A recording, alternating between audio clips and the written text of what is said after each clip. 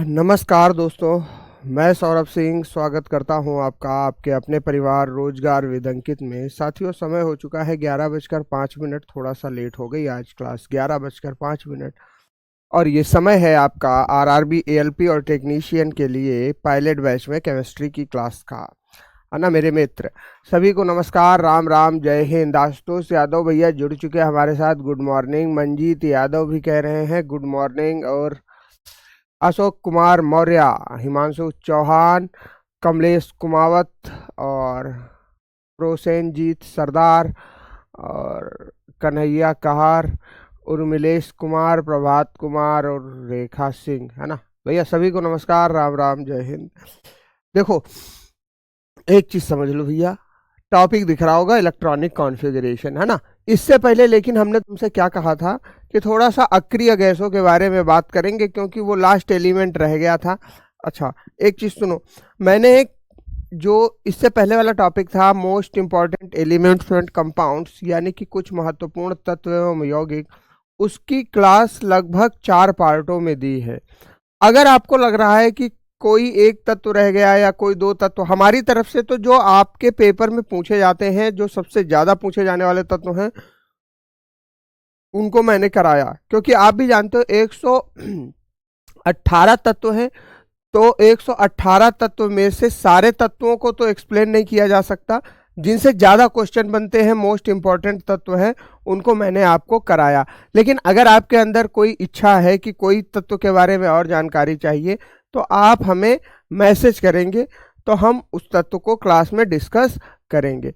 लेकिन आपके सिलेबस के हिसाब से, आपके लेवल के हिसाब से सारी चीजें कंप्लीट हो चुकी हैं, है ना। कौन से महत्वपूर्ण तत्व हैं और उनके कौन से महत्वपूर्ण यौगिक हैं। मेरे भाई, आज हम केमिस्ट्री की बहुत शानदार सी क्लास करेंगे, इलेक्ट्रॉनिक कॉन्फ़िगरेशन, क्योंकि इससे बहुत अच्छे लेवल के न्यूमेरिकल देखने को मिलते हैं ना भैया। तो आँखी और कान, मतलब आँख और कान दोनों लो खोल और फोकस करो क्लास पे, ठीक भैया। विकास सेन और पवन यादव और संजीव कुमार भी आए हैं, है ना। तो सभी लोग बहुत ध्यान से देना। सर गुड मॉर्निंग, अमरोहा से सचिन। ठीक है सचिन जी, गुड मॉर्निंग। चलिए शुरू करें क्लास को। चलो, अक्रिय गैस के बारे में पहले थोड़ा सा बात करेंगे मेरे भाई। अक्रिय गैस यानी कि इनको अंग्रेजी में नोबल गैस कहा जाता है। ध्यान से सुनो भाई, क्या कहा जाता है? Noble gas. अच्छा, एक चीज बताओ, नोबल गैस का मतलब क्या हुआ? अक्रिय गैस है।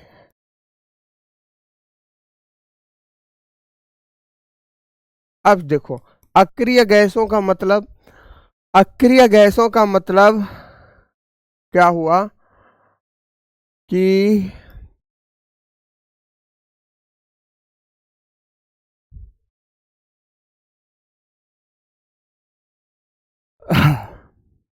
कहां से हैं सर आप? पृथ्वी से, है ना। ठीक भैया, चलिए अब एक चीज सुनो, अक्रिय गैसों के बारे में अगर हम बात करें तो अक्रिय का मतलब क्या होता है? जो कुछ न करे, जो कुछ न करे वो अक्रिय, यानी कि जिसका कोई भी रिएक्शन, कोई भी अभिक्रिया ना हो, है ना भैया। जिसका कोई भी रिएक्शन, कोई भी अभिक्रिया ना हो मेरे भाई, वो अक्रिय, ठीक है। अच्छा जी, अच्छा अक्रिय कौन हो सकता है? तुम बहुत ध्यान से सुनना, पूरा कॉन्सेप्ट यहीं से समझ में आ जाएगा। अक्रिय का मतलब क्या है? जो कुछ क्रिया ना करे, यानी कि जिसको कोई लेना देना नहीं, दुनिया में क्या हो रहा है उसे कोई मतलब नहीं है, ठीक है, वो अक्रिय। दूसरी चीज, अगर हम देखें अगर हम देखें तो अक्रिय कौन होगा? तुम सोचो। अब एक बात बताओ, तुम खुद बताओ, अक्रिय कौन होगा? जिसके पास सारी सुख सुविधाएं होंगी, संपन्नता होगी, तो वो अक्रिय होगा भाई। भाई अगर देखो, कोई इंसान है, उसके पास बहुत मात्रा में पैसे हैं, सारी व्यवस्थाएं सेट हैं, जो जरूरत की चीजें हैं वो तो मिल ही रही हैं, और जो वो सोचता है, इच्छा होती है उसकी, वो भी आसानी से उसे मिल जाता है, तो वो क्या करेगा? अक्रिय रहेगा, ठीक। लेकिन कौन सा तत्व अक्रिय नहीं होगा? जिसके पास जरूरत की भी चीजें नहीं है भाई। सबसे ज्यादा मेहनत मजदूरी कौन करता है? जिसके पास जरूरत की भी चीजें पूरी नहीं हो रही वही तो होगा ना मेरे भाई क्रियाशील। वो मेहनत करेगा, इधर इस कंपनी में, उधर उस फैक्ट्री में, इधर इधर काम करेगा, वहां मजदूरी करेगा। बात समझ में आई? ठीक वही कॉन्सेप्ट यहां पर लागू होता है, सेम वही कॉन्सेप्ट। अब ये जो अक्रिय गैसें हैं इन्हें हैलोजन का ग्रुप कहा जाता है, और यहां पर जो गैसें हैं इनके आउटर मोस्ट ऑर्बिट में लगभग 8 इलेक्ट्रॉन पूरे होते हैं इनके, यानी कि इनका अष्टक पूरा होता है। हीलियम को छोड़कर, हीलियम के में 2 इलेक्ट्रॉन मौजूद होते हैं बाहरी सेल में, लेकिन वो भी एक स्टेबल इलेक्ट्रॉन है, यानी कि स्टेबल स्थायी परमाणु है। ठीक है मेरे भाई। अब सुनो क्या सिस्टम हुआ। जब इनके इलेक्ट्रॉन कंप्लीट हैं तो इनको ना किसी से लेना कुछ, ना किसी को देना कुछ, तो ये सीधा क्या कहते हैं, ना भैया हम तुमसे कुछ चाहते हैं, ना तुम हमसे कुछ मांगो। यही तो कहती है अक्रिय गैसें भाई। इनकी बाह्य कोश की कक्षा में, यानी कि आउटर मोस्ट सेल में अगर 8 इलेक्ट्रॉन कंप्लीट हैं तो ये क्यों किसी से इलेक्ट्रॉन उधार लेंगे या क्यों किसी को इलेक्ट्रॉन उधार देंगे? ठीक है भैया।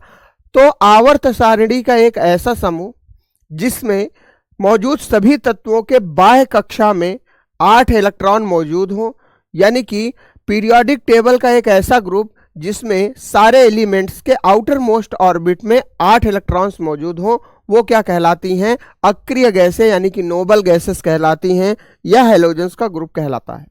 क्लियर हो गया भैया? बोलो कॉन्सेप्ट समझ में आ रहा है कि नहीं आ रहा है? एक बार यस और नो कमेंट करके बता दो भाई, एक बार यस और नो कमेंट करके बता दो मेरे दोस्त। भाई किसी भी आवर्त सारणी का वो ग्रुप, देखो ध्यान से सुनो, आवर्त सारणी का वो ग्रुप, पीरियोडिक टेबल का वो ग्रुप, आवर्त सारणी का वो समूह जिसमें सभी तत्वों के आउटर मोस्ट सेल, यानी कि सभी तत्वों के बाह्य कक्षा में 8 इलेक्ट्रॉन मौजूद हो, वो क्या कहलाएगा? अक्रिय गैसों का समूह कहलाएगा। ठीक है भैया, क्लियर हो गई बात? चलिए लिख लेते हैं।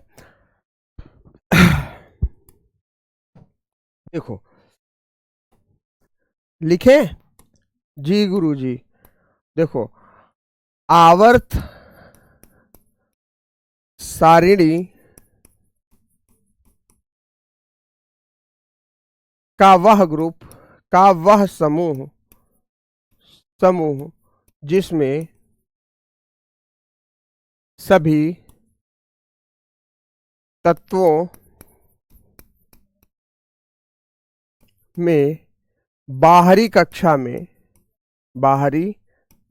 में 8 इलेक्ट्रॉन मौजूद हो, 8 इलेक्ट्रॉन मौजूद हो, वे क्या कहलाएंगी? अक्रिय गैसें कहलाएंगी, अक्रिय गैसें कहलाएंगी। ठीक है गुरुजी, कोई समस्या यहां तक?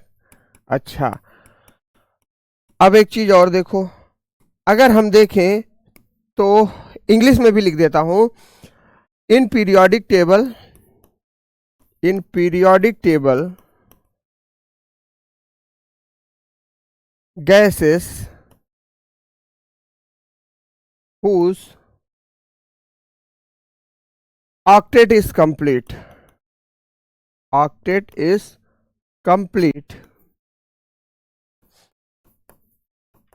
is known as noble gases। ठीक है भैया, किसी का कोई समस्या? अच्छा, ये पाई कहाँ जाती हैं? these are found in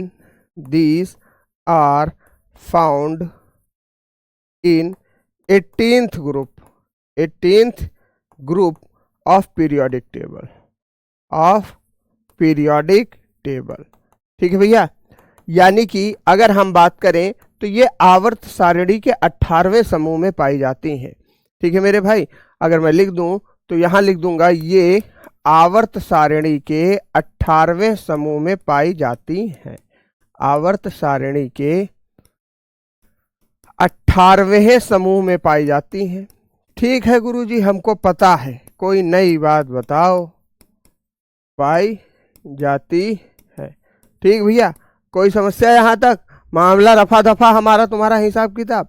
अब जरूर देखो, हाँ, ये एक मित्र ने कहा है, संदीप कुमार ने कहा है, ना काहू से दोस्ती ना काहू से बैर, ये सिद्धांत है अकरी गैसों का। बिल्कुल कहा जा सकता है, ना किसी से लेना है कुछ, ना किसी से देना है कुछ, हम अपनी दुनिया में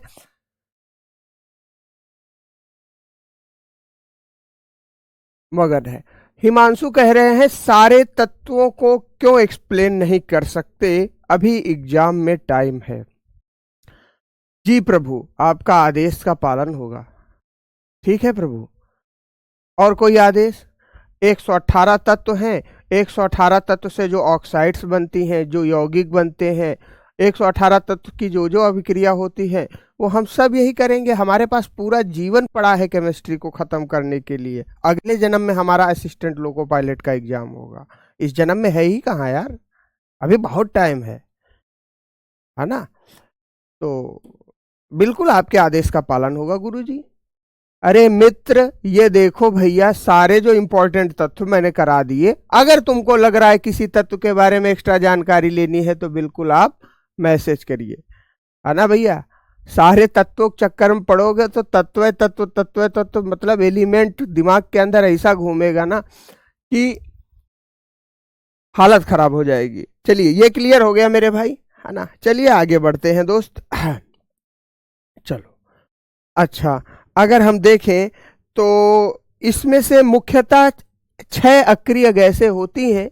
ठीक है मेरे भाई, इसमें से मुख्यतः देखो, क्लास कैसी लगी ये बात आपको ग्रुप में मैसेज करके बतानी, ठीक है ना। क्लास कैसी लगी, या आपका कोई सुझाव है कि गुरुजी ये चीज हमको थोड़ा सा एक्सप्लेन कर दीजिए, या ये चीज रह गई है, ये चीज बताना है, तो वो भी आप ग्रुप में मैसेज करेंगे टेलीग्राम ग्रुप में, ठीक है ना। आपका कोई सुझाव है तो उसको भी टेलीग्राम ग्रुप में लिया जाएगा, है ना। आपका एएलपी का जो ग्रुप है, और क्लास कैसी लगती है वो भी आप ग्रुप में जरूर मैसेज करेंगे, ठीक है दोस्त, है ना।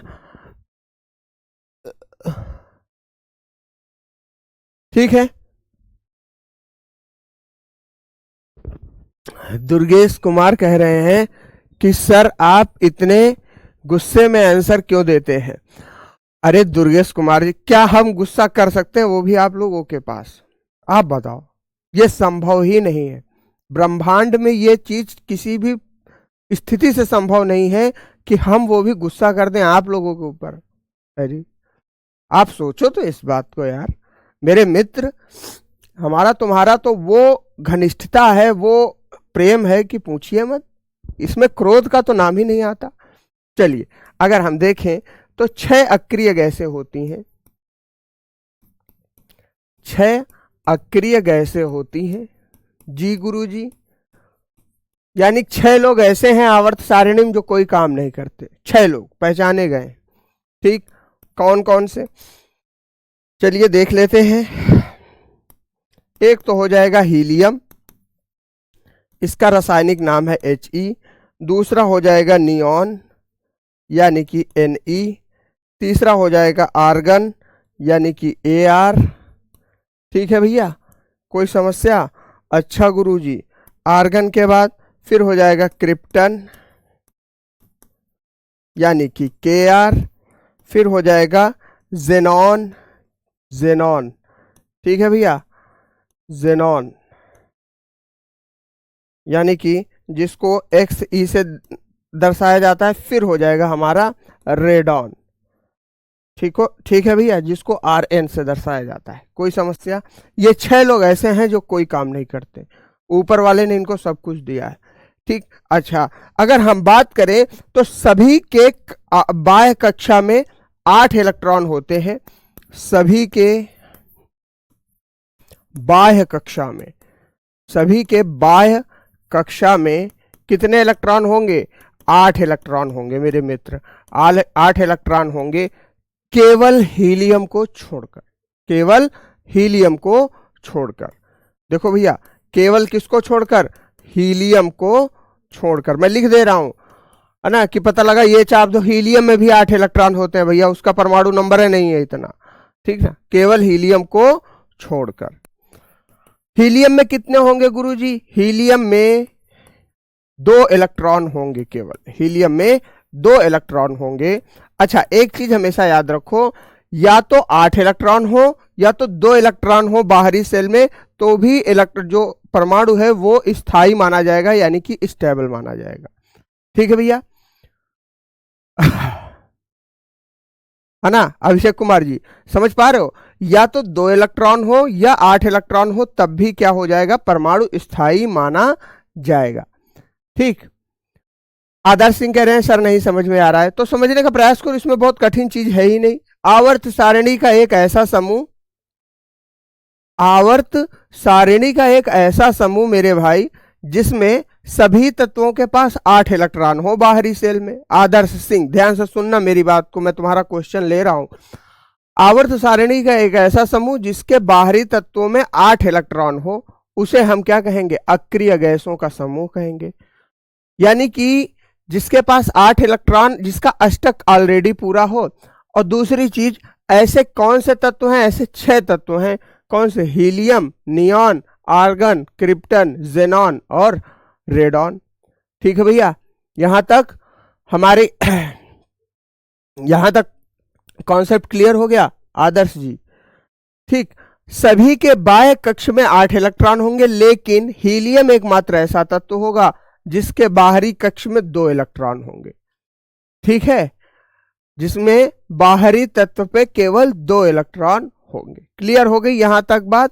बोलो, कोई समस्या? अच्छा, कोई दिक्कत? देखो, इन्हें दुर्लभ गैस भी कहा जाता है। ठीक है, इन्हें दुर्लभ गैस भी कहा जाता है। क्या कहा जाता है? अच्छा, इसमें लिख देता हूं, मैं अंग्रेजी में लिख देता हूं। All of the above have 8 electrons in outermost orbit except helium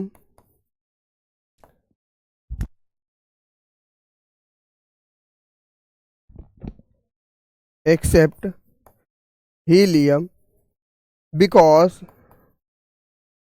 it has only 2 electrons in outermost orbit.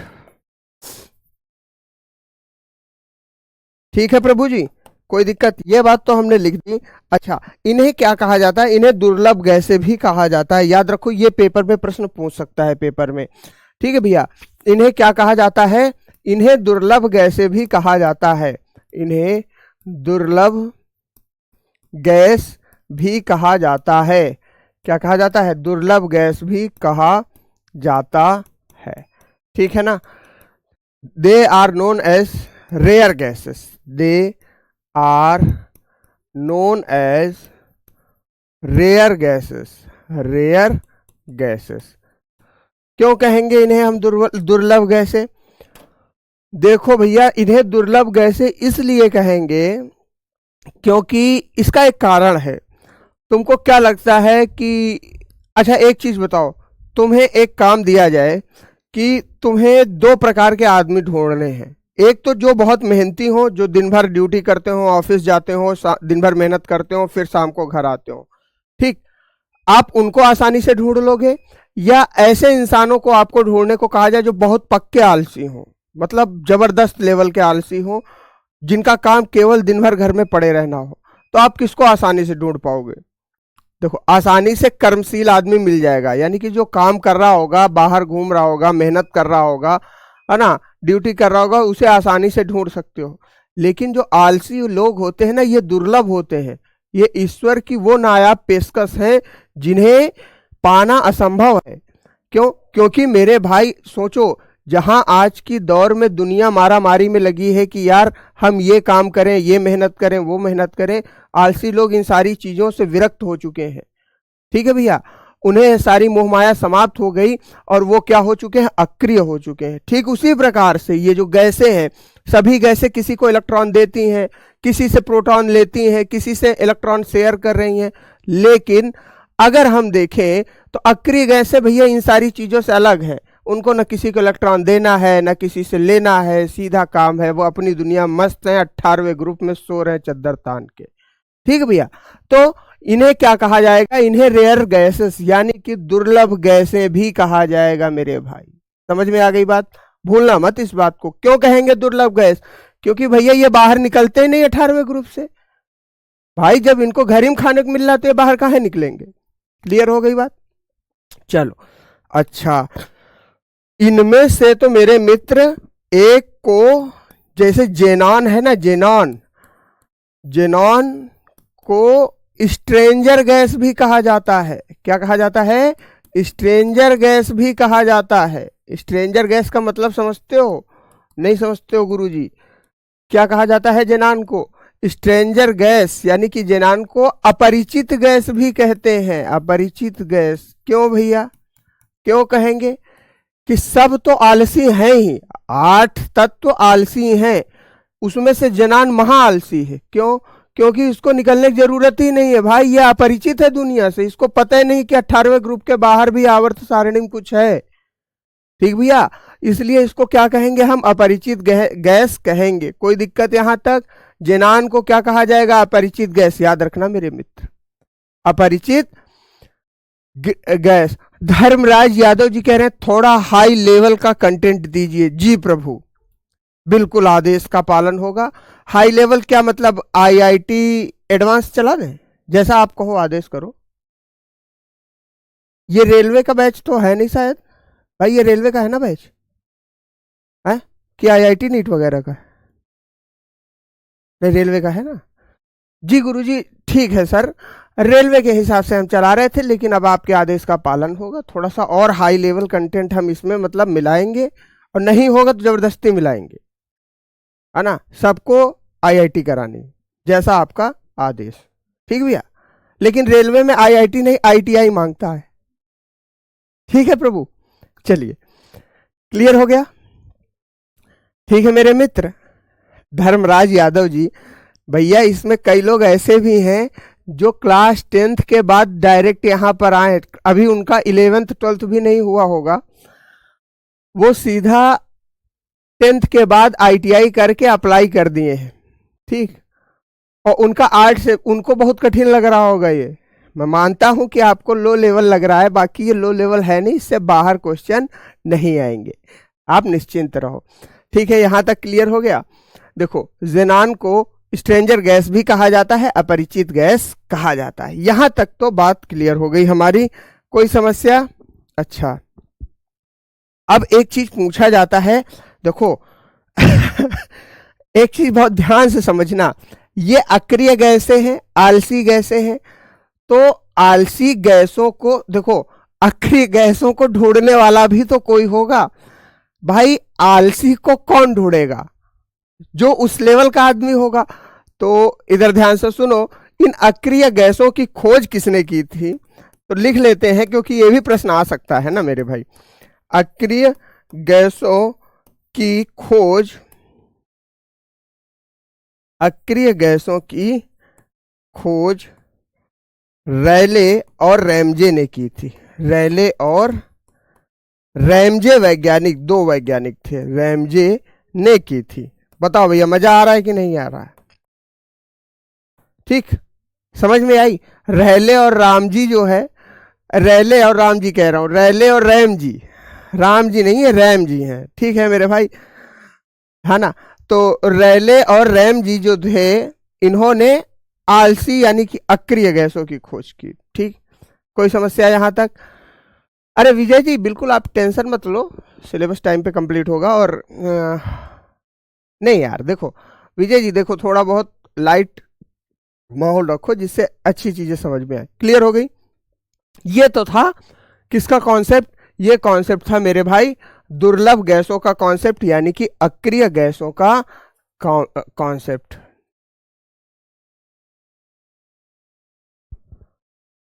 अच्छा, कह रहे हैं पुत्तन कुमार हमसे पूछ रहे हैं, क्या गुरुजी डरबल और अच्छा दुर्लभ और दुर्बल और दुर्लभ में क्या अंतर है? दुर्बल देखो, दुर्बल होता है कमजोर, और दुर्लभ होता है कि जो बहुत मुश्किल से पाया जा सके। ठीक है मेरे भाई? हाँ, अजनबी गैस, अजनबी गैस जेनॉन है ना मेरे भाई? अजनबी गैस, अजनबी गैस क्या है? जेनॉन है। ठीक है, कोई दिक्कत यहां तक? चलो, यहां तक तो बात हो गई मेरे भाई अक्रिय गैसों की। अब बात करेंगे हम इलेक्ट्रॉनिक कॉन्फ़िगरेशन की। तो अपनी गाड़ी को थोड़ा सीरियस मोड में ले आओ, क्योंकि यहां से कॉन्सेप्ट बहुत तगड़े बनते हैं इलेक्ट्रॉनिक कॉन्फ़िगरेशन से। और यकीन मान लो, अगर तुमने इस क्लास पे फोकस कर लिया तो इस बात की गारंटी मैं कहता हूं कि इलेक्ट्रॉनिक विन्यास से रिलेटेड कोई क्वेश्चन आपका गलत नहीं होगा, नहीं होगा, नहीं होगा। इस बात को आप नोट कर लो। अगर आपने इलेक्ट्रॉनिक विन्यास यहां पर सीख लिया तो यह आजीवन आपके माइंड में पूरी तरीके से छप जाएगा। ठीक है, कोई दिक्कत, कोई समस्या? तो अब यहां पर थोड़ा बहुत ध्यान से फोकस होके पढ़ना। इलेक्ट्रॉनिक कॉन्फ़िगरेशन क्या होता है गुरुजी? इलेक्ट्रॉनिक कॉन्फ़िगरेशन, इलेक्ट्रॉनिक विन्यास। देखो, ये टॉपिक मैंने लास्ट में इसलिए रखा ताकि आपको सारे तत्वों के परमाणु नंबर, पीरियोडिक टेबल का क्या हिसाब किताब है, ये सारी चीजें क्लियर हो जाए। तब उसके बाद इस टॉपिक को पढ़ाने का अपना एक अलग मजा है। ठीक है, बहुत ध्यान से देखना। छोटा सा टॉपिक है लेकिन आपको फोकस बहुत तगड़ा करना पड़ेगा। देखो, अगर हम इलेक्ट्रॉनिक विन्यास के बारे में बात करें तो जैसा कि मैंने आपको याद होगा परमाणु संकल्पना में बताया था कि किसी भी तत्व के बाहर, देखो समझो क्या होगा। जैसा कि मैंने परमाणु संकल्पना में आपको बताया था कि कोई एक तत्व है जिसका एक परमाणु है। क्या है? परमाणु है। और परमाणु में क्या होगा? नाभिक होगा, जिसमें प्रोटॉन और न्यूट्रॉन मौजूद होगा। प्रोटॉन पर धनात्मक आवेश, न्यूट्रॉन पर ऋणात्मक आवेश। अब इसके बाहर क्या होगी? कक्ष होंगी, कक्षाएं होंगी, ऑर्बिट्स होंगे। तो पहली ऑर्बिट में कितने इलेक्ट्रॉन आएंगे इसका निर्धारण हम 2n स्क्वायर से करेंगे, जहां पर n क्या होती है? संख्या होती है 1 2 3 4 डैश डैश डैश अनंत तक। कुछ भी संख्या का नंबर होगा वो हो जाएगा n की वैल्यू। ठीक है, चलिए, है ना? अच्छा, एक क्या कह रहे हैं? एक कह रहे हैं गुरुजी मैं लाइव हूं या नहीं बताएं सर। श्यामलाल पूछ रहे हैं। श्यामलाल, तुमको खुद नहीं पता है कि तुम लाइव हो या नहीं लाइव हो, तो यार अब हम इससे ज्यादा क्या बता सकते हैं? और मैंने तुम्हारा जवाब दिया, इसका मतलब तुम अभी लाइव हो अभी तुम अभी नहीं हो, अभी मतलब ऑफ नहीं हुआ है सिस्टम तुम्हारा। ठीक है मेरे भाई, चलिए ध्यान दीजिए। अगर एक परमाणु है तो परमाणु का नाभिक है। देखो, नाभिक के अंदर प्रोटॉन भी होंगे, न्यूट्रॉन भी होंगे और इलेक्ट्रॉन उसके चारों ओर चक्कर काट रहे होंगे। तो ये पहली कक्षा है। पहली कक्षा को किस नाम से जाना जाता है मेरे भाई? के नाम से जाना जाता है। कक्षाओं के नाम क्या होंगे? के, एल, एम, एन होंगे। ये सारे कक्षाओं के नाम होंगे। जी गुरुजी बिल्कुल होंगे। तो पहली कक्षा में कितने इलेक्ट्रॉन भरे जा सकते हैं? 2 × 1 का स्क्वायर करेंगे तो 2 इलेक्ट्रॉन भरे जा सकते हैं। ठीक उसी प्रकार से अगर हम देखें मेरे भाई तो दूसरी कक्षा भी बनेगी और दूसरी कक्षा में कितने इलेक्ट्रॉन भरे जाएंगे? 8 इलेक्ट्रॉन भरे जाएंगे। तो अगर हम देखें 1 2 3 4 5 6 7 8, ठीक भैया, दूसरी कक्षा में 8 इलेक्ट्रॉन भरे जाएंगे। यहां तक क्लियर हो गया? ठीक, कोई समस्या? यहां तक क्लियर हो गया। ठीक, अगर तीसरी कक्षा हो जाएगी तो 2 × 3 का स्क्वायर कर देंगे तो उसमें 18 इलेक्ट्रॉन भरे जाएंगे। इस चीज को आप समझ पा रहे होंगे। ठीक, तो पहली कक्षा का नाम के हो जाएगा, दूसरी कक्षा का नाम एल हो जाएगा, तीसरी कक्षा का नाम एम हो जाएगा, चौथी का नाम एन हो जाएगा। ऐसे ऐसे कक्षाओं के नाम बनते चले जाएंगे। अब यहां पर ध्यान देने वाली बात है, मामला दिक्कत हमें के, एल, एम, एन सेल से नहीं है, दिक्कत है सब सेल से। यानी कि इन कक्षाओं की जो उप कक्षाएं हैं, प्रॉब्लम उनसे है। कक्षाओं का हिसाब किताब ठीक है, कक्षाओं को यह सूत्र दे दिया गया कि भैया 2n स्क्वायर के हिसाब से आपको इलेक्ट्रॉन एडजस्ट करने हैं। कक्षाओं ने कहा जी बिल्कुल कोई दिक्कत नहीं, हम इस हिसाब से इस गाइडलाइन को फॉलो करते हुए इलेक्ट्रॉन को फॉलो करेंगे। किसके हिसाब से? 2n स्क्वायर को। लेकिन दिक्कत कहां आई? दिक्कत आई इनकी उप कक्षाओं से। ठीक है मेरे भाई, दिक्कत कहां आई? इनकी उप कक्षाओं से। यानी कि जो के, एल, एम, एन जो कक्षाएं हैं, इनकी उप कक्षाएं हैं एस, पी, डी, एफ। ये क्या है? ये तो कक्षाएं हैं। और उप कक्षाएं कौन सी हैं मेरे भाई? उप कक्षा है एस, पी, डी, एफ, जी, एच डैश डैश डैश ऐसे बढ़ती जाती हैं।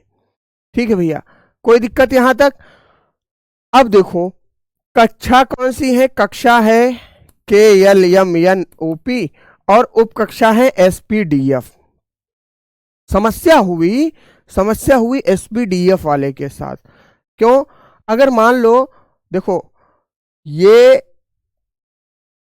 प्रधानमंत्री है कक्षा, और ये क्या है, ये इनके चपरासी हैं। तो प्रधानमंत्री से मिलना सहज होता है, चपरासी से मिलना कठिन होता है।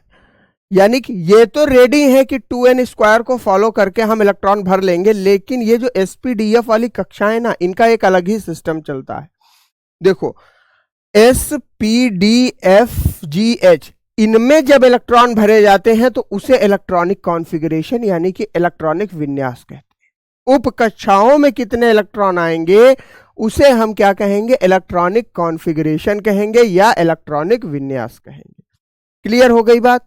चलिए अब हम आगे बढ़ते हैं। देखो तुमने कई बार एक चित्र देखा होगा, कैसा सीन रहता है। चलिए हम ध्यान से लिखते हैं, आप भी लिखते जाइए, बनाते जाइएगा इसको मेरे साथ।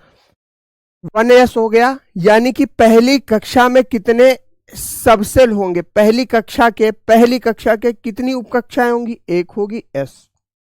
ठीक, दूसरी कक्षा की कितनी उपकक्षाएं होंगी, दो उपकक्षाएं होंगी। कौन कौन सी गुरुजी? दूसरी उपकक्षा की, देखो दूसरी उपकक्षा की कितनी, देखो ये पहली वाली कक्षा की कौन सी उपकक्षा हो गई, ये पहली वाली की s हो गई, दूसरी वाली की 2 हो जाएंगी, s p हो जाएगी। ठीक है भैया, तो दूसरी वाली की कितनी हो गई कक्षा संख्या दूसरी? ध्यान से देखना मेरे भाई, गलती ना होने पाए यहां पर गलती हुई, सावधानी हटी कि दुर्घटना घटी।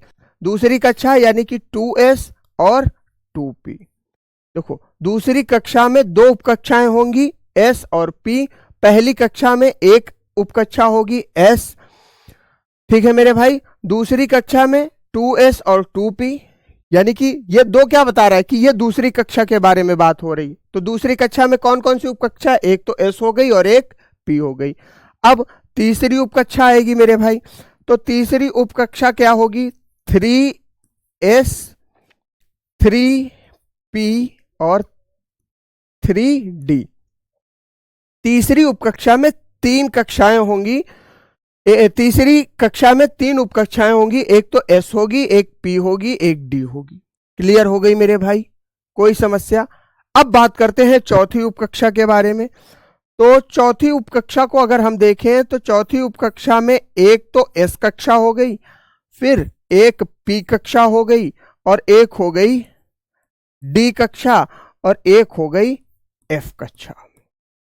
ठीक है मेरे भाई, 4s 4p 4d 4f, ये क्या बता रहा है, 4 क्या बता रहा है कि ये चौथी कक्षा के बारे में बात हो रही, 4th ऑर्बिट के बारे में बात हो रही। क्लियर हो गई बात? यहां तक किसी को कोई समस्या है ना? चलिए अच्छा, अगर हम देखें तो पांचवी कक्षा को भी ले ही लेते हैं मेरे मित्र।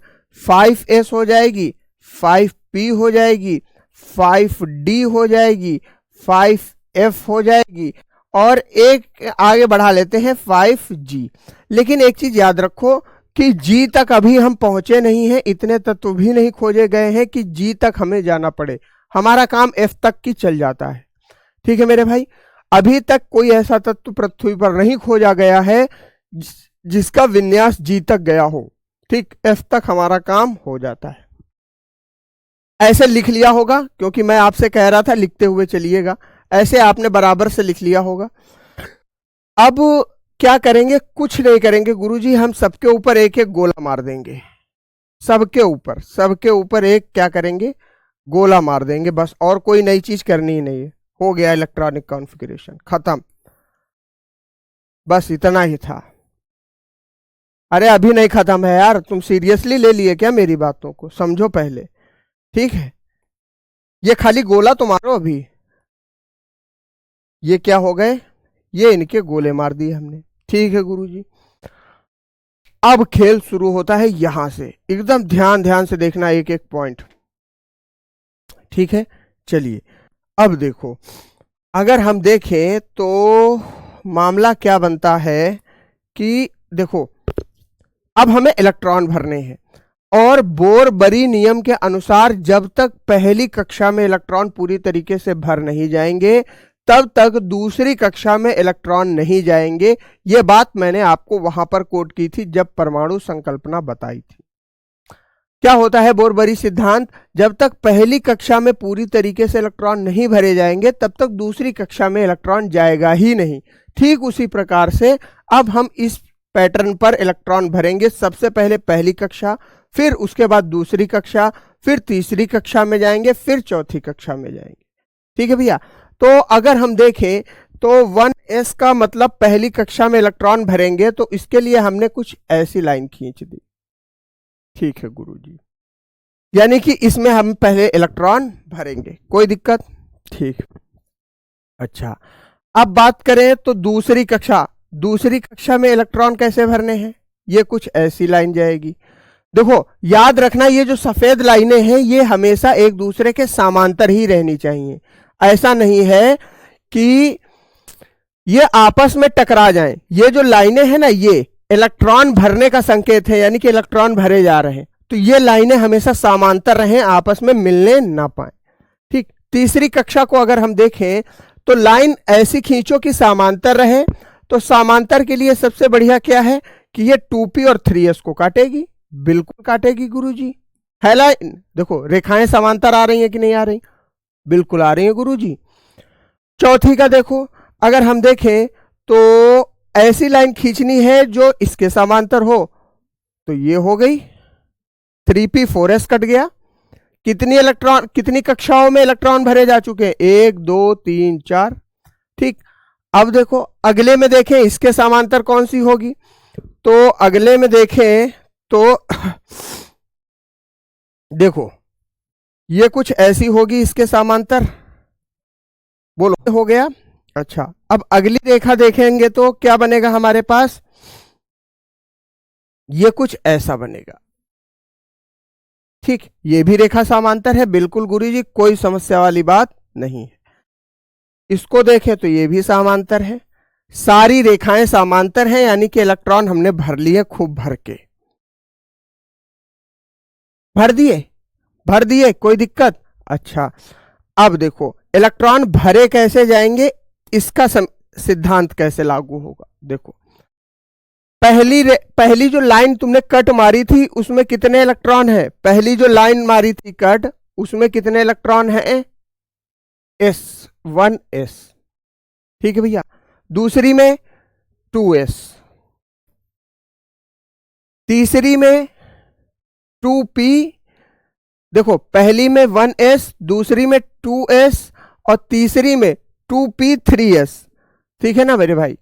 2p 3s यही है। चौथी में क्या है? 2p 3s के बाद 3p 4s, यही है ना? 3p 4s, 3p 4s। ठीक है मेरे भाई। अच्छा, फिर इसके बाद देखो अगर हम देखें तो 3d 4p 5s। ठीक है भाई, 3d 4p 5s। ठीक है गुरुजी, कोई समस्या यहां तक? अच्छा, 3d 4p 5s अगर हम इसके आगे जारी रखना चाहें तो 3d 4p 5s के बाद 4d और 5d, यानी कि 4d और 5p। क्लियर हो गई बात? इसके बाद देखो 4f और 5d। बताओ भैया, समझ में आ गई? ये नंबर हमने लिख लिए। पहली कौन सी है? 1s। पहली लाइन किसके ऊपर से गुजर रही है? 1s के ऊपर। दूसरी लाइन 2s के ऊपर। तीसरी लाइन 2p और 3s के ऊपर। मिलाते जाना उधर से, है ना? चौथी लाइन गुजर रही है 1 2 3 के बाद चौथी लाइन 3p 4s से गुजर रही है, बिल्कुल वो भी लिखा हुआ है। पांचवी लाइन 3d 4p 5s से गुजर रही है, 3d 4p 5s से गुजर रही है। छठी लाइन 4d 5p से गुजर रही है। ठीक है भैया। छठी लाइन 4d और 5p से गुजर रही है। और सातवीं लाइन आपकी गुजर रही है 4f और 5d से। यहां तक उम्मीद करता हूं मैं आपको कुछ समझ में आया होगा। बहुत ध्यान से सुनना। अब क्या कहता है कि मैं यहां लिख देता हूं उपकक्षा और उसमें इलेक्ट्रॉन की संख्या। बहुत ध्यान से सुनना, यानी कि subshell and number of electrons. अगर हम बात करें तो मेरे भाई एस सब सेल में अधिकतम 2 इलेक्ट्रॉन हो सकते हैं। एस सब सेल में अधिकतम 2 इलेक्ट्रॉन हो सकते हैं। पी सब सेल में अधिकतम 6 इलेक्ट्रॉन जा सकते हैं। एस सब सेल में 2 इलेक्ट्रॉन, पी सब सेल में 6 इलेक्ट्रॉन। ठीक है भैया, यानी कि पी जो उपकक्षा है उसमें 6 इलेक्ट्रॉन। ठीक, अच्छा डी में कितने जा सकते हैं? डी में जा सकते हैं 10 इलेक्ट्रॉन। डी जो उपकक्षा है इसमें 10 इलेक्ट्रॉन जा सकते हैं। अगर हम बात करें एफ जो उपकक्षा है इसमें 14 इलेक्ट्रॉन जा सकते हैं। जी की हमें आज तक जरूरत नहीं पड़ी क्योंकि ऐसा तत्व ही नहीं मिला। विक्रम कह रहे हैं सर ऊपर जे जा रहा है। ऊपर से जा रहा है तो पकड़ो उसको, ऊपर से नीचे लाओ, है ना, नहीं तो सिलेक्शनों ऊपर से निकल जाएगा। समझ पा रहे हो ना मेरी बात को भाई? अगर ये ऊपर से निकल गया तो मान लो रेलवे भी ऊपर से निकल गई, और ऐसा निकलेगी कि पता नहीं अगली भर्ती कब आए। सरकार का कोई भरोसा नहीं भैया। वो पेपर 2018 में कराती है, रिजल्ट देती 2024 में, है ना। तो इस बार मौका अच्छा है, ऊपर से मत जाने दो, इसको कैसे भी मना के अपने पास बुलाओ, है ना।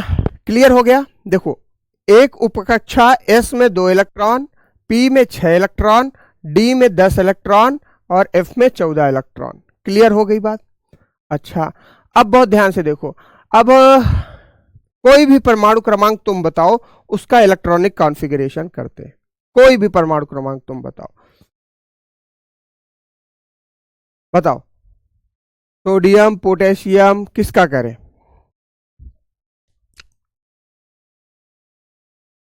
बताओ। गोपी कुमार कह रहे हैं संयोजकता कैसे निकालेंगे? परमाणु संकल्पना वाला एक बार टॉपिक देख लो, वहां बता दिए हम। पूरी रामायण खत्म हो गई तो तुम पूछ रहे हो कि रामचंद्र कौन थे।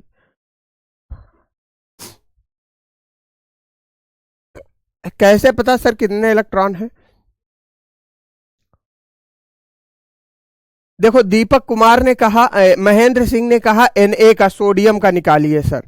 ठीक है, बिल्कुल, है ना। तो आपको देखो एटॉमिक नंबर भी लिखना पड़ेगा साथ में। एटॉमिक नंबर लिखोगे तभी मैं निकालूंगा भाई। देखो, अगर हम देखें तो सोडियम का एटॉमिक नंबर क्या है? सोडियम का एटॉमिक नंबर है 11। कितना है? 11 है। तो सोडियम के एटॉमिक नंबर 11 का मतलब क्या हो जाएगा मेरे भाई? ये इसमें पहली कक्षा में 2 इलेक्ट्रॉन, दूसरी कक्षा में 8 इलेक्ट्रॉन और तीसरी कक्षा में 1 इलेक्ट्रॉन। यही होगा भैया, बिल्कुल परफेक्ट। 2 8 1। ठीक, चलिए अब देखो इसका इलेक्ट्रॉनिक विन्यास निकालें। देखो, बस तुम्हें कुछ नहीं करना है, जो मैंने बताया बस उसको अप्लाई कर दो, सारा काम खत्म। देखो क्या कह रहा है भाई, टोटल कितने इलेक्ट्रॉन है? 11 इलेक्ट्रॉन है। तो 1 2 3 4 5 6 7 8 9 10 और यहाँ 11, ये हो गए 11 इलेक्ट्रॉन। ठीक, अब देखो हम इसको लिख ले थोड़ा सा, 1s 2p 3s। देखो सबसे पहले 1s आ रहा है ना, सबसे पहले क्या आ रहा है? 1s आ रहा है। तो 1s और s वाली उपकक्षा में कितने अधिकतम इलेक्ट्रॉन जा सकते हैं? 2 इलेक्ट्रॉन जा सकते हैं। तो हमने s को कितने इलेक्ट्रॉन दे दिए? 2 दे दिए। यहां से काट दें, 2 इलेक्ट्रॉन दे दिए तो 2 इलेक्ट्रॉन हमने काट दिए यहां से। जी गुरुजी। दूसरी संख्या क्या है? 2s। ठीक है, 2s। अच्छा, 2s में 2 इलेक्ट्रॉन और जाएंगे ना भाई, क्योंकि s उपकक्षा है और s उपकक्षा में 2 इलेक्ट्रॉन और जाएंगे, तो 2 इलेक्ट्रॉन और काट दिए। ठीक, कोई दिक्कत नहीं। फिर तीसरी उपकक्षा कौन सी है? देखो उधर 2p लिखा हुआ है। ठीक गुरुजी, 2p लिखा हुआ है। तो पी कक्षा में कितने इलेक्ट्रॉन जाएंगे? पी कक्षा में 6 इलेक्ट्रॉन जाएंगे। ठीक है मेरे भाई, पी कक्षा में कितने जाएंगे? 6। 1 2 3 4 5 6 चले गए। कोई दिक्कत यहां तक? अच्छा, अब 2p के बाद 3s आया। 3s को कितने इलेक्ट्रॉन चाहिए? 2, लेकिन बचा ही हमारे पास एक है। भाई 3s को कितने इलेक्ट्रॉन चाहिए? 2, बचा ही केवल एक है। तो अगर हम इसको काटेंगे तो 3s के साथ 1 आ जाएगा। तो अगर हम देखें तो हमारा इलेक्ट्रॉनिक कॉन्फ़िगरेशन यानी कि सोडियम का जो है उसका इलेक्ट्रॉनिक विन्यास कितना आ गया? 1s square 2s square 1s2 2s2 2p6 और 3s1। देख लो ये है कि नहीं है। और बताओ दूसरे किसी का, लेकिन तत्व का नाम लिखो, उसका एटॉमिक नंबर लिखो, तब मैं बताऊंगा। ठीक है, कोई भी तत्व, कोई भी तत्व तुम बताओ। ये सोडियम का क्लियर हो गया ना भैया? हाँ या ना बोलो। कोई भी तत्व। जिंक का 29 परमाणु क्रमांक है। दीपक कुमार पूछ रहे शायद, है ना? जिंक का 29 परमाणु क्रमांक है। ठीक है भाई, जिंक का 29 है। चलो चलो देखो देखो देखो देखो, जिंक का 29 और सिलिकॉन का 14 बच्चा पूछ रहा है। चलो ठीक है, पहले जिंक का देखते हैं। चलो देखो, अगली स्लाइड में करेंगे। जिंक का कितना बता रहे हो? 29 परमाणु क्रमांक। 29 है कि 31 है? जल्दी से बताओ यार कमेंट करके। जिंक का बताओ, जिंक का पहले बताओ यार। 29 जिंक का, यार नीचे करना मैसेज थोड़ा सा। जिंक का कितना है?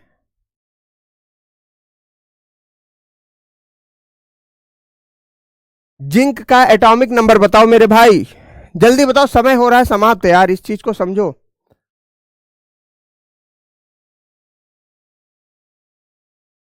जिंक का 29। चलो जिंक का अगर 29 है, ठीक है,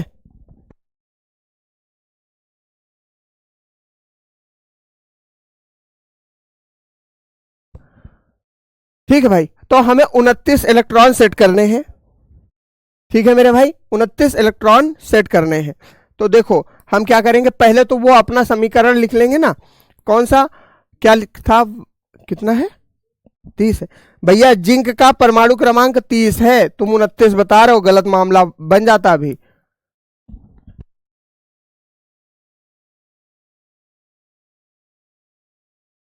ठीक है भैया, 30 है, 30 है ना? तो देखो पहले हम क्या लिखेंगे? 1s, फिर क्या लिख लेंगे? 2s। ठीक है गुरुजी, 2s और 2p, यही लिखेंगे ना मेरे भाई। देखो जिंक का हम निकाल रहे हैं इलेक्ट्रॉनिक कॉन्फ़िगरेशन।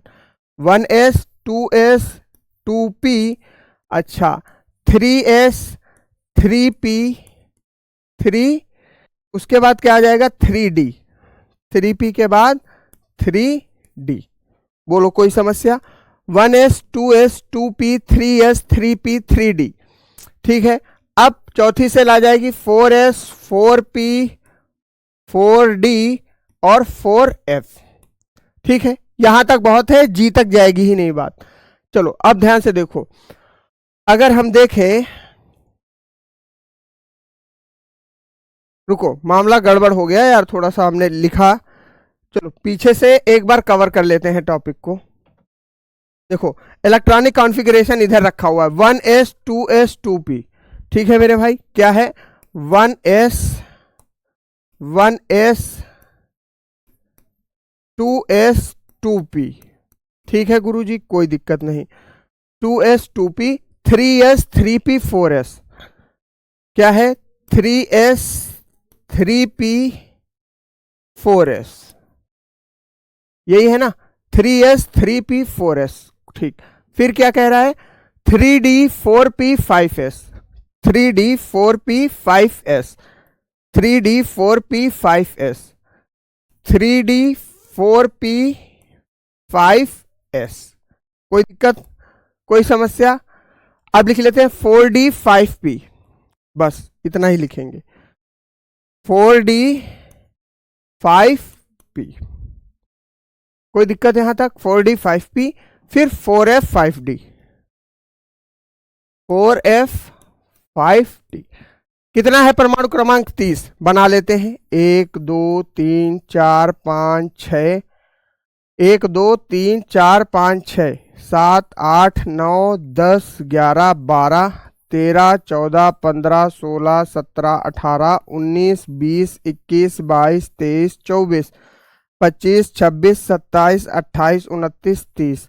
1 2 3 4 5 6 7 8 9 10 11 12 13 14 15 16 17 18 19 20 21 22 23 24 25 26 27 28 29 30। देखो अब भरना शुरू करें। पहले वाली एस सबसेल है तो इसको कितने इलेक्ट्रॉन चाहिए? 2 चाहिए।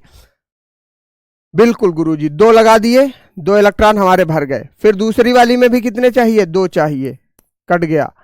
पी में कितने चाहिए? 6 चाहिए, लिख देते हैं 6। 1 2 3 4 5 6। ठीक, कोई समस्या? फिर कितने चाहिए? 2 चाहिए। 1 2 2 हो गए। 3 पी वाली में फिर 6 चाहिए। 1 2 3 4 5 6। ठीक है भाई। फिर एस वाली में कितने चाहिए? 2 चाहिए। 1 2। ठीक है मेरे भाई। 3 डी वाली में कितने चाहिए? डी में कितने आ सकते हैं? डी में आ सकते हैं भैया 10। डी में कितने आ सकते हैं? डी में आ सकते हैं 10। देखो डी में कितने आ सकते हैं? 10 इलेक्ट्रॉन आ सकते हैं ना। तो अगर हम डी में देखें तो 10 इलेक्ट्रॉन आ सकते हैं। तो 1 2 3 4 5 6 7 8 9 10। डी में 10। 1 2 3 4 5 6 7 8 9 10।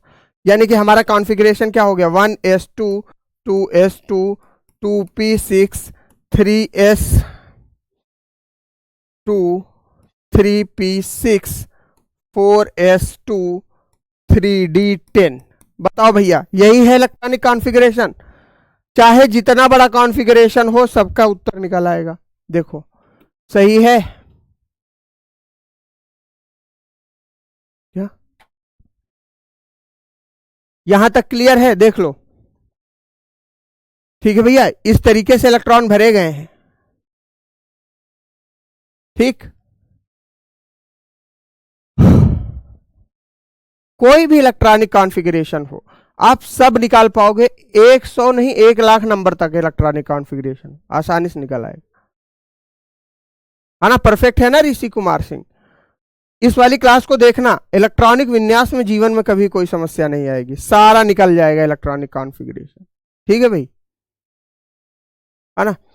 क्लास का मेरी समय हो रहा है समाप्त।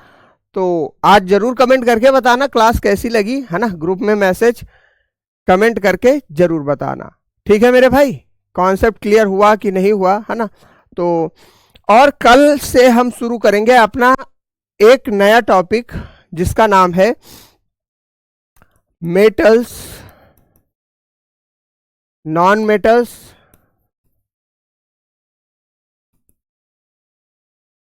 नहीं, कल जो हमारा टॉपिक चलेगा मेटल्स एंड नॉन मेटल्स तो मैंने पढ़ा दिया।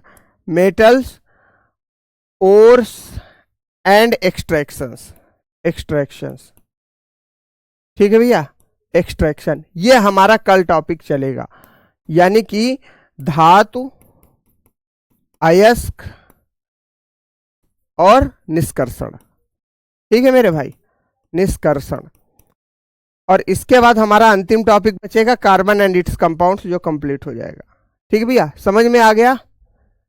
पहली बार आया समझ में गुरु जी, पहली बार आया। हम इतने दिन से यानी फर्जी चिल्ला रहे थे। अरे दोस्त, चलिए बहुत बहुत धन्यवाद आप सभी का। ऐसी उम्मीद करता हूं शानदार तरीके से पढ़ रहे होंगे, पढ़ते रहिएगा मेरे भाई। चलिए, है ना। ठीक, कोई दिक्कत यहां तक? कोई समस्या? चलिए, मुलाकात होगी अब कल, होगी वही 11 बजे, और कब होगी, ठीक है ना। तब तक के लिए सभी को नमस्कार, राम राम, जय हिंद। अच्छा भैया, कमेंट करके जरूर बता देना टेलीग्राम ग्रुप में कैसी लगी क्लास। और एक चीज जरूर बताना, अगर कोई भी डाउट आ रहा है आपको, है ना, तो उसको भी हम डिस्कस करेंगे। निरंजन सिंह कह रहे हैं गुरुजी इसमें कुछ अपवाद होते हैं। बिल्कुल अपवाद होते हैं, लेकिन अपवाद आपके लेवल पे नहीं है, वो फिर बहुत हाई लेवल कॉन्सेप्ट जाता है। आईआईटी, नीट, जेई, वहां पर अपवाद देखने को मिलते हैं, है ना। और अपवाद होते हैं, इनकी डाइपोल मूवमेंट होती है, ये सारी चीजें, लेकिन उस पे उससे क्वेश्चन आपके रेलवे में नहीं आएगा। अगर आप कहेंगे तो मैं एक्स्ट्रा क्लास लगा के उसको बता दूंगा, उसमें कोई इशू नहीं है। ठीक है भैया, जय हिंद।